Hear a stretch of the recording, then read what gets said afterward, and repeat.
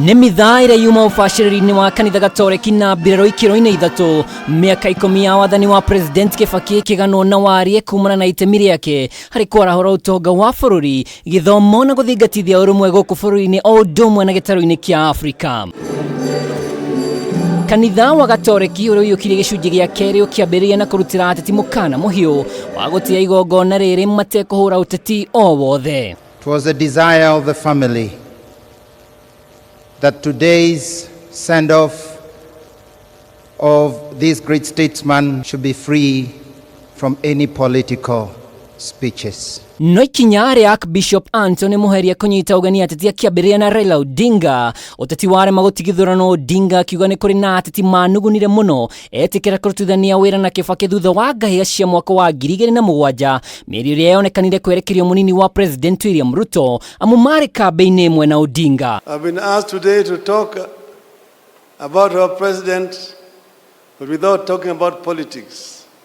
I don't know how to eulogize a politician without talking politics. After shaking hands, the other people now wanted to come into the room to try to persuade him not to agree. He told them tumemaliza kila kitu. Sasa kuna kitu tena tunakwenda kuongea na dunia sasa. No mwena-ini wake Ruto nĩonanirie gwĩthemana na ũteti wa thutha-inĩ, haha akiuga bũrũri ndũrĩ wagĩa na president mwega ta Kibaki. President Mwai Kibaki, both in the opposition and in government, and of course, the greatest president Kenya ever had. He would discuss the budget and come up with eloquent exposition of the budget, better than the Minister of Finance, and tell them how it should be done. Kibaki will tell you, these people don't know what they're doing. Bure kabisa.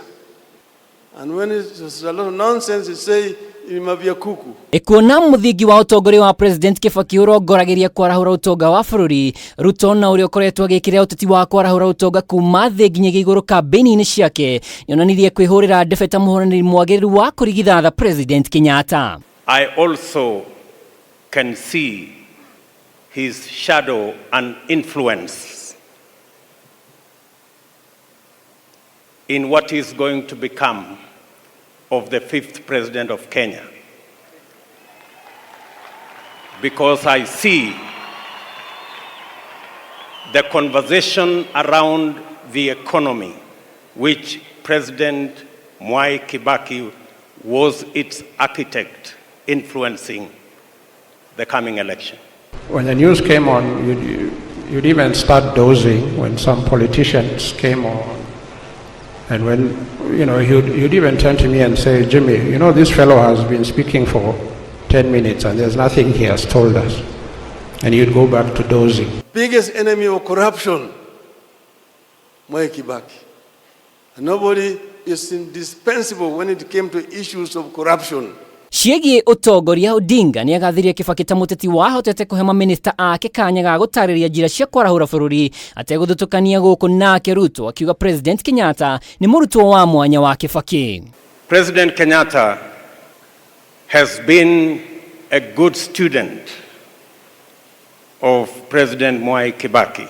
I know that as his deputy.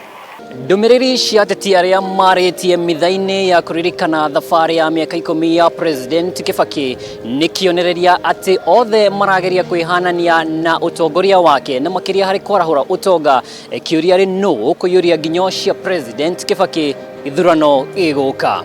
Ngĩribotera Kameme TV ndĩ kĩharo-inĩ kĩa Nyayo, kaunti ya Nairobi, njĩtagwo Mwaura wa Ndung'u.